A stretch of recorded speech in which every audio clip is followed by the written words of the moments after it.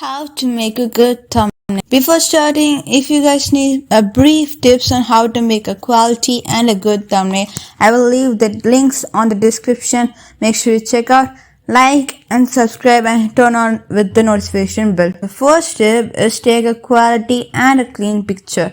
If you're going to take a photo for your thumbnail on your phone, I would prefer you to take at least in 1080p. 2. Maximum f4 votes. Thanks to MC Stuff for this useful idea. This channel link is on description. If you add more than 4 votes, it will be so hard to be understanding. It takes a lot of time.